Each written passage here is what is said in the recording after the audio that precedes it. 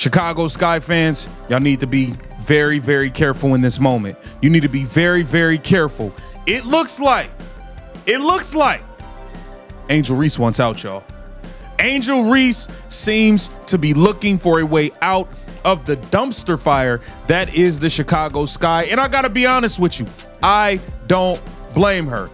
The Chicago Sky are falling apart, and first-year head coach Tyler Marsh, brought in from Las Vegas for his championship experience, has finally hit his limit. A lot of people are, calling out Angel Reese right now, and I think we are in a world where, when it comes to Angel Reese, everything is under a microscope, and I think there are a lot of people that want to look at everything as a negative when it comes to her. Just like at the same time, it's the same thing with all these players. Like, everything stars do is going to be under a microscope.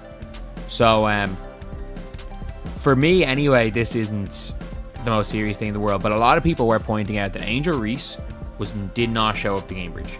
With his team stuck at a miserable 8-23 record, one of the worst in franchise history, and rumors swirling that star player Angel Reese has basically given up, Marsh blasted not just his team's effort, but the toxic culture that's been eating away at the organization. That I'm sure will trigger a bunch of people. Let's hear your take. But I think Angel Reese, and I'm saying this with my chest out, I think she's quit. Man, as much as I want to disagree with Jason, man, but I gotta admit, I think you're right. And I want to disagree with him so bad. Tyler Marsh thought he was taking on a promising rebuild. Fresh off helping the Las Vegas Aces win back-to-back titles in 2022 and 2023, the 36-year-old signed a multi-year deal believing he could mold young stars like Angel Reese and Camila Cardoso into something special in Chicago. Instead, he walked into a roster mess, a locker room poisoned by the last regime, and a franchise player who seems unwilling to handle adversity. What's up with Angel Reese, man? There's a pattern with this whole injury thing. Okay, first of all, she has a back injury and she's been gone for quite some time. But the report says is day to day. It's been more than a week. Okay, day to day is literally day to day. So, okay, sometimes it feels good, sometimes it's a little worse. Okay, let's just monitor it. But it should be good enough to play at any moment. That's what day to day is. The breaking point came after another humiliating loss, a 38-point blowout to the Seattle Storm. In his post-game press conference, Marsh was asked about his team's lack of effort and discipline, especially amid growing rumors about Reese's mysterious back injury and absence from team activities. That's when he dropped the filter and spoke with a blunt honesty that sliced through the organization's politics like a knife through butter. Three of our starters are out, and so yes, it's got something to do with that. But like I spoke last game, it's your will and ability to compete. It's something that you always have the ability to do, no matter who's on the roster, no matter who's suiting up. I think that we showed that today. I was very proud, very, very proud of our effort today. Yeah, I mean, it's tough.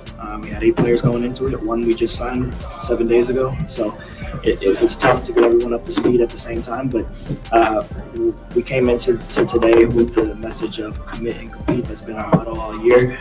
We have to be better all around, Marsh said, his voice heavy with the frustration of a man watching his professional reputation crumble in real time.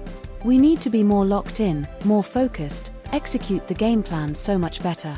There has to be a will to win, and right now, we just don't have that on a consistent basis. Team turning turnovers and giving up 25 points off these turnovers. Yeah, it's never an excuse. The proof is in the details of what's been the difference in our wins and losses, and a lot of it turns into the ability to take care of the ball. And so it's never an excuse. Teams bring pressure. You got to handle the pressure. And so but our locker room is full of professional basketball players. So they understand the importance of it. It's just a matter of doing it.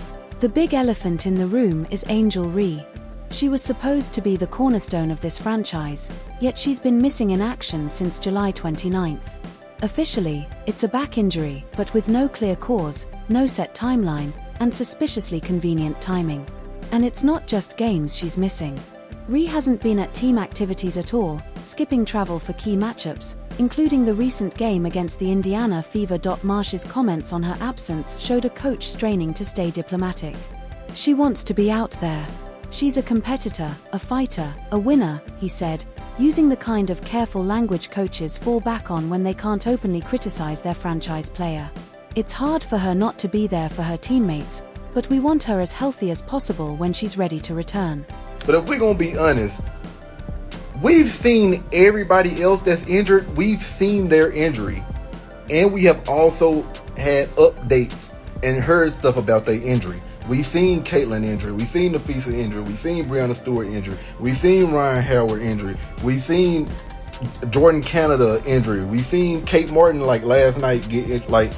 We've seen a lot of these injuries. We've seen Eric McDonald. We've seen Sydney Colson. We've seen and we've gotten updates. We didn't see Angel injury. We haven't heard no updates or anything. Translation: Angel Reese seems healthy enough to post on social media and make public appearances, but somehow not healthy enough to stand by her teammates during the toughest stretch of their season. This is the same player who cryptically posted in due time online while her team was bleeding losses, and who was reportedly involved in the locker room drama that pushed Kennedy Carter out. The most telling sign of her lack of commitment? While her teammates fought through an 8-game losing streak that erased any playoff hopes, Ree was nowhere to be seen on the bench, choosing instead to rehab in isolation.